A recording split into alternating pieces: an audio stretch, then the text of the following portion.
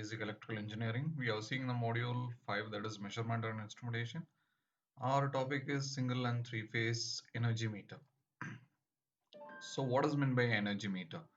So we might have studied about the watt meter in the previous lecture, that is it is used to measure the electrical power, whereas the energy is nothing but product of voltage into current into time. So that can be measured by using this type of meter. I think this type of meter you might have seen in your households also. So it was analog type. This type of meter was previously used, and this is the recently used digital type also. So here you can see the disc. Okay, only recording mechanism will be there. So, but we are going to concentrate only on this meter. So the energy meter is otherwise known as kilowatt hour meter, kWh meter or watt hour meter. So this meter we are going to see in detail, its construction and working, how it is going to work, that we are going to see it in detail. Yeah. So what is inside an energy meter? So these are all things will be inside an energy meter. So here the first thing is as similar to the watt meter what we have seen already. It will be having a voltage coil, and it will be having a current coil and a rotating aluminum disc and a braking magnet and gear trains to dial. So these are all inside the meter. In the previous case, we might have seen that in that pointer assembly was there in the moving mechanism, but here the pointer is not available. Instead of that, we have a gear trains with a dial, so that in the dial you can see the values of the units consumed. So this is the speciality about the energy meter. So this is the graphical design of our energy meter. So now we are going to see its diagram. So as we told already, first it has a voltage coil. So this is the voltage coil. We can compare with this figure also. So this is the voltage coil which is wound on a soft iron piece. So this is the voltage coil, which is otherwise known as a pressure coil. It is connected in parallel with the circuit, as similar to the previous case. And this one is the current coil. So this you can see here. So this is actually the current coil, which is also placed in a soft iron piece. So it is connected in series with the load. And one more thing here we are going to see is the aluminum disc. So this aluminum, why we are going for the aluminum? Because it is light in weight. So it is mounted on a single shaft. This shaft is meant for supporting the structure along with the rotation, which may be placed on a jewel bearing. Here we'll have a recording mechanism similar to the previous case. Here you have the gear train, and it is in turn connected to the recording mechanism. Here this is the braking magnet. One more magnet is there, so that is nothing but the braking magnet. This braking magnet is essential to avoid the rotation of the disc when the power consumption is not there. So for that we will be having a permanent magnet in it. So based on this, we are going to classify it, and also how it is going to work also we'll see in the upcoming slides. So here the main parts of a energy meter are four in number. First one is the driving system, second one is the moving system, third one is the braking system, fourth one is the registering system. So these are all the four systems which is used in the electromechanical type watt hour meter or kilowatt hour meter or energy meter. So whatever the names can be, we can give into it. So first we are going to see the driving mechanism. So driving mechanism is nothing but a electromagnet which is responsible for producing the magnetic force in it. So it is actually a temporary magnet which is excited by the current flow through the coil.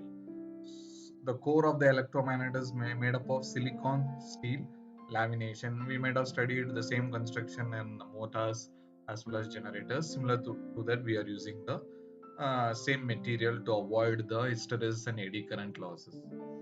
The driving system has two electromagnet. One is the upper magnet and other one is the lower magnet.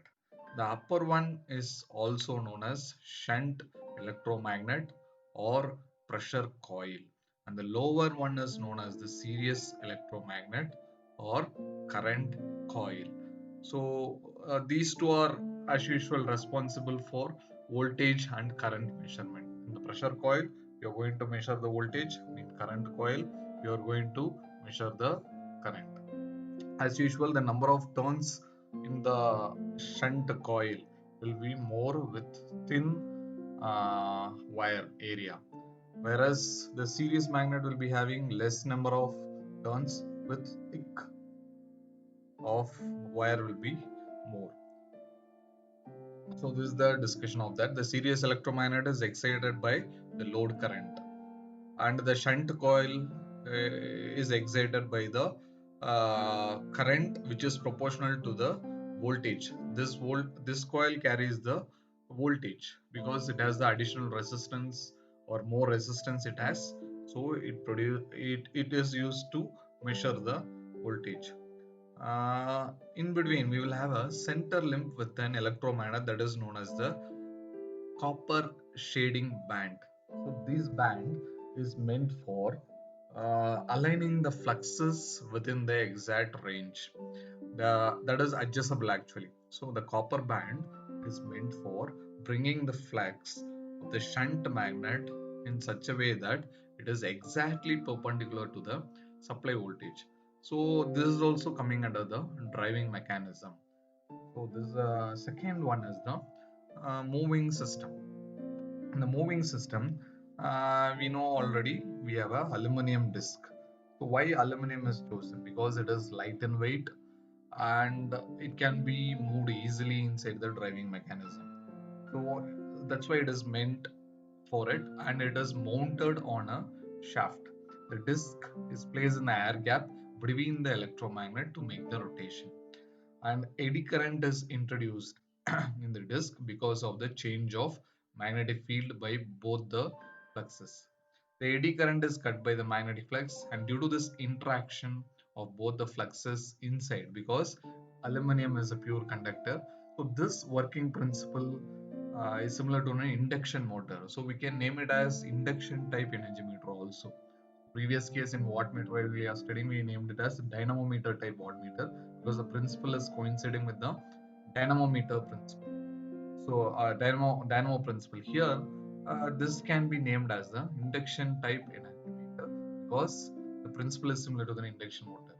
So that due to the interaction of the fluxes, their short circuited copper bars will try to rotate. Here aluminum disc will try to rotate, which produces the deflecting torque. And when the devices consume power, the aluminum disc starts rotating, and the number of rotation of the disc is used to display the uh, unit consumed by the load. The number of rotations of the disc is counted by particular interval of time by means of the uh, gear trains as well as the dial mechanism. That is the next topic we are going to discuss. The disk measures the power consumption in kilowatt hours. That is energy or otherwise unit. We can name it as kilowatt hours or number of units. Next one is the braking system. There is one more system that is the third of the energy meter. The permanent magnet is used for reducing the rotation of the aluminum disc. The aluminum disc, which induces the eddy current because of their rotation. The eddy current cut by the flux, and the permanent magnet also produces the flux and produces the braking torque. So this opposes the movement of the disk, thus reduces the speed. So in order to avoid abnormal speeds, it controls the rotation of a disk. In addition, it also provides the braking torque. The permanent magnet is adjusted in the direction, radial direction. We can keep it anywhere. And in a disk, we will be having a small hole to have the braking torque. So we might have studied about the spring mechanism, which provides the controlling torque, and damping torque. One more force is required for exact measurement or exact position of the pointer. Here, instead of that, we are using a braking magnet to regulate the speed of the disk and also for the braking purpose. And the final mechanism is the registration or counting mechanism. So the main function of the registration is nothing but how many times does the disk rotate. So it is very important to use a dial for this purpose. Here the rotation is always directly proportional to the energy consumed by the loads in kilowatt hour. For that we are going to use a dial mechanism. So this is actually a dial mechanism. Here you can see the uh, register how it will be. For example, so this will be reset when the disk rotates 10 times. So it will move to 1. So this is actually will be name it as a 1 unit.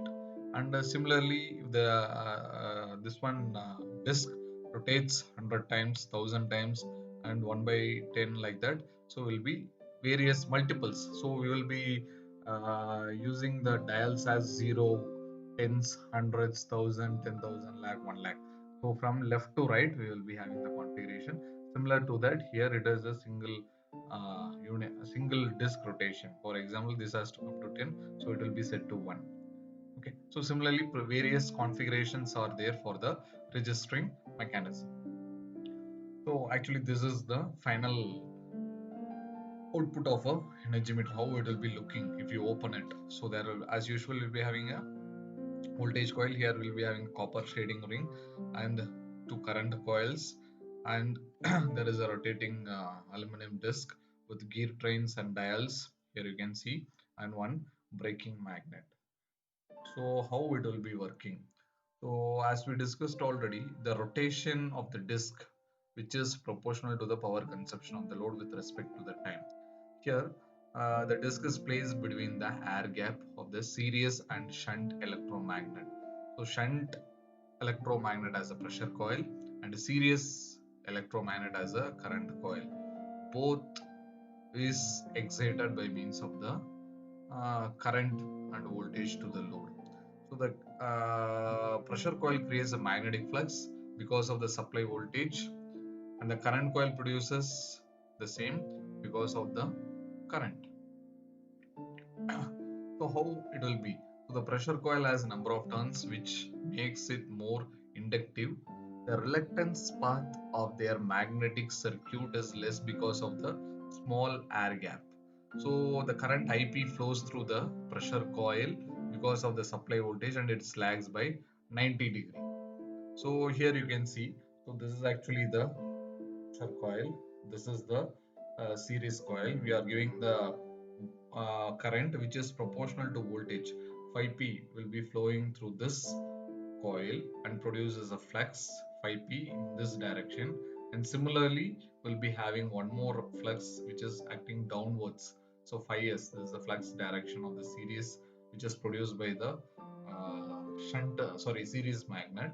So due to this interaction of the both the fluxes in the discs, so what will happen, the disc tend to produce a force and it starts to rotate in one direction. So this is about the direct working principle, and also continuation of our discussion. The voltage coil is lagging by 90 degree on the magnetic field of the current coil because of the eddy current induced in the disk. As we told already, the voltage and current is lagging because it is inductive. We have discussed one word about that is inductive. The inductance is there, but we'll be having the phase displacement between the voltage and current. It will be obviously lagging. So the due to that lagging flux, there is an interactive eddy current which is produced in the disk, and the electromagnetic flux in the electromagnet causes a torque which exerts the force on the disk. Thus, the disk starts to rotate in a direction. The force of the disk or the torque is proportional to the current and voltage. Well, as usual, the permanent magnet controls or regulates their rotation. Permanent magnet opposes the movement of the disk and equalizes it on power consumption.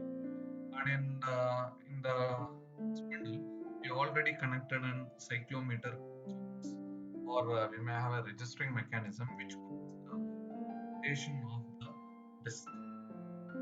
Here, in studying about this one, we have to know about the various terms in the phasor diagram. So V is the applied voltage, L is the load current, phi is the phase angle of the load current. That is, we already discussed that V and I lags by an angle of phi. And IP is nothing but the pressure angle of the load, and delta is the phase between the supply voltage and the pressure coil flux. F is the frequency, Z is the impedance of the eddy current, and alpha, the phase angle of the eddy current path.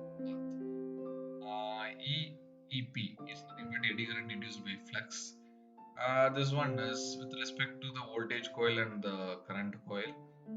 So these are all the flux and the current, or voltage and of both the fields.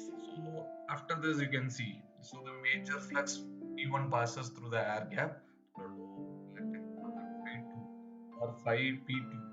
So P is the driving torque which rotates the aluminum disc. The flux phi P is always proportional to the applied voltage and it is lagged by 90°. The flux is alternating and hence induces the eddy current in the disc. The load current always passes through the current coil, induces the flux of Is. So this we are talking about the pressure coil. This we are talking about the current coil, and it produces the eddy current of IES. The eddy current interacts with the flux of the phi p, and the eddy current interacts IEP with of phi s of the another torque will be produced. These torques are opposite in direction. The net torque is the difference between the two. Here you can see the vector diagram. So this is the applied voltage and this is the applied current. So this current is produced. This current produces a flux of phi s. Here you can see that. So this is the voltage. This is the applied voltage. So it is lagging by an value of phi due to the pressure coil current. So this is the pressure coil current.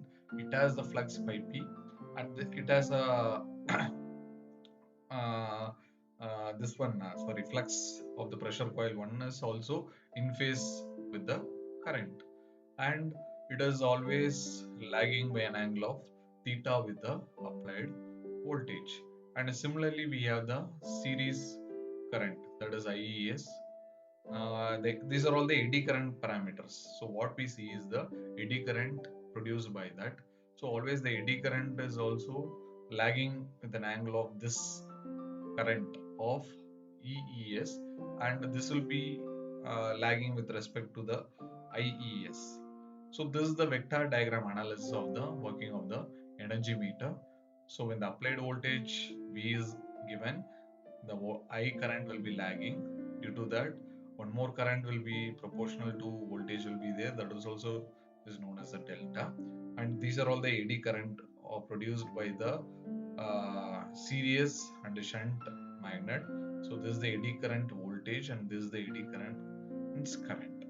So these are all the values we should remember. Now we can see the recap by using this video. So here you can see a energy meter, how it is working.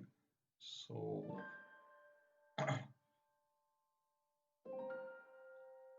induction type energy meter. So already we discussed there are two coils. One is the shunt, other one is the series. So actually this is the series magnet which is given with the series supply, and one more magnet will be having in the top.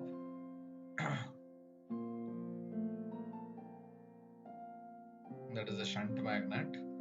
Along with the recording mechanism is mounted on the disc. So this is actually the spindle. In the spindle we will be having the disc which is mounted, and we have a braking mechanism. We have a permanent braking magnet which produces a braking torque in the induction type energy meter, and this is the current coil. So this is actually the spindle which is mounted in a jewel bearing. It has less number of turns and very thick in nature. And this one is the shunt magnet. The shunt magnet will be having the pressure coil with, you can see the number of turns will be more with thin wire, and this is also known as voltage coil.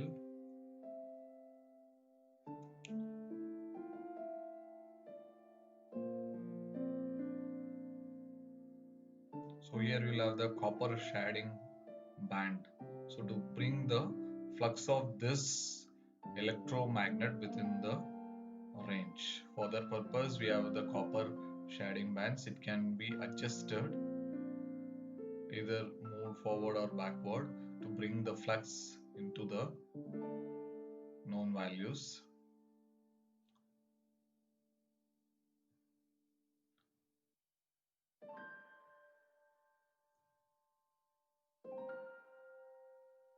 It is also known as the pressure coil, since the voltage is being measured in it. Along with this, a thin wire is used, so the resistance will be obviously high in it.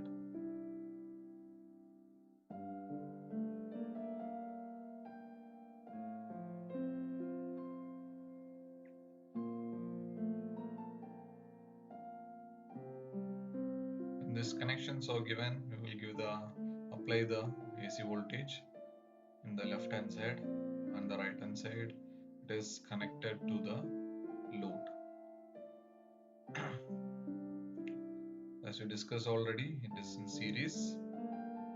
Sorry, pressure coil is in parallel and current coil is in series with the supply and the load.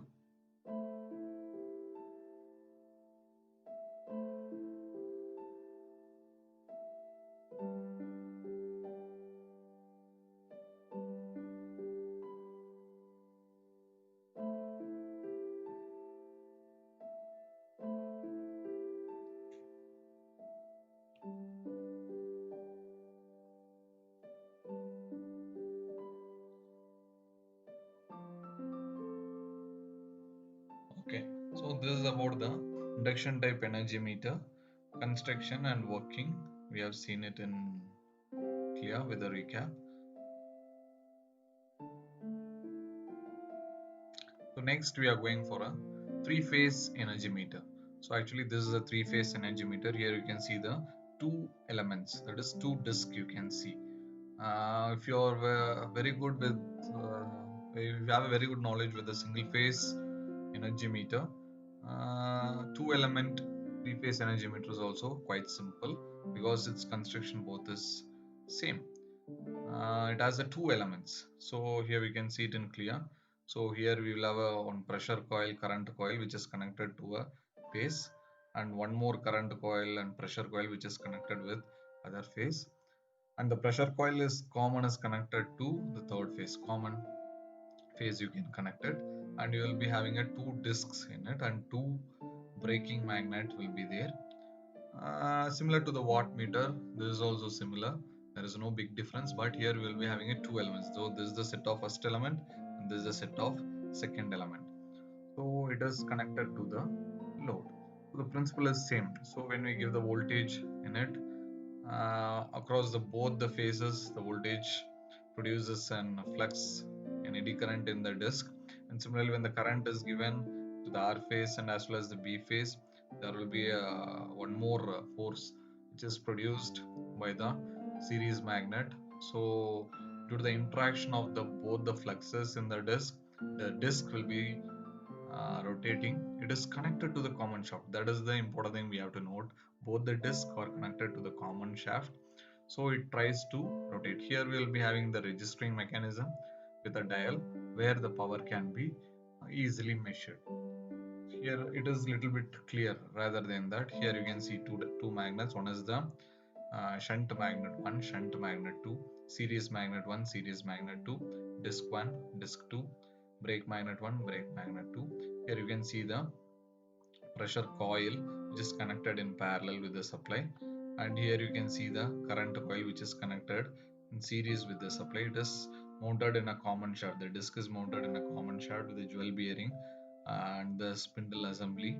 And here we will be having a registering mechanism, and it is connected to three-phase load and it is given to the supply. So by means of giving the supply, we will be having the interaction of the fluxes in it as per the induction principle. What will happen? The disc will be uh, having an eddy current. Due to that interaction of eddy current with the series and shunt field fluxes, it starts to rotate. So as it is connected to the common shaft, so both the disc will rotate at a time. Here braking magnet regulates the rotation of the disc, as well as it is responsible for producing the braking torque in it. So this is about the three-phase energy meter. Thanks for watching.